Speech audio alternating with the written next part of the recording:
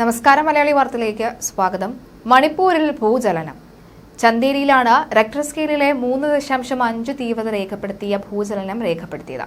ഇന്ന് പുലർച്ചെ 2:38 കൂടിയാണ് സംഭവം നടന്നത്. 77 കിലോമീറ്റർ ആഴത്തിലാണ് ഭൂചലനത്തിന്റെ പ്രഭവ കേന്ദ്രമെന്നാണ് നാഷണൽ സെന്റർ ഫോർ സീസ്മോളജി പുറത്തുവിട്ട റിപ്പോർട്ടിൽ പറയുന്നത്. ഭൂകമ്പത്തിൽ ആളപായമോ നാശനഷ്ടമോ റിപ്പോർട്ട് ചെയ്തിട്ടില്ല. അതേസമയം കഴിഞ്ഞ ദിവസം ചൈനയിൽ ഭൂകമ്പം ഉണ്ടായി. റിക്ടർ സ്കെയിലിൽ 5.6 തീവ്രത രേഖപ്പെടുത്തിയ ഭൂചലനമാണ് ഉണ്ടായത്. ലാസയിൽ നിന്ന് 670 കിലോമീറ്റർ, അതായത് 415 മൈൽ വടക്ക് പടിഞ്ഞാറായിരുന്നു പ്രഭവ കേന്ദ്രം.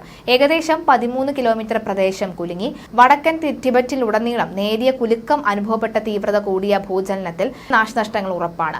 എങ്കിലും വാർത്തകൾ ചൈന പുറത്തുവിടുന്നില്ല. വിദേശ വാർത്താ ചാനലുകളെ നിയന്ത്രിച്ചിരിക്കുകയുമാണ് ഇപ്പോൾ.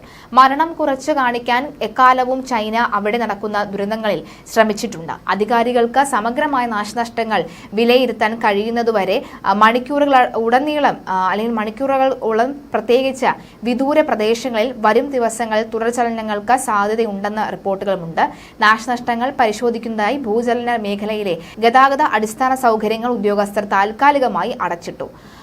ഭൂകമ്പത്തിന്റെ പ്രഭവ കേന്ദ്രം നൈമ കൌണ്ടിയിൽ നിന്ന് 275 കിലോമീറ്റർ, പ്രാദേശിക തലസ്ഥാനമായ ലാസയിൽ നിന്ന് 672 കിലോമീറ്ററും അകലെയാണ് എന്നും റിപ്പോർട്ടിൽ പറയുന്നു.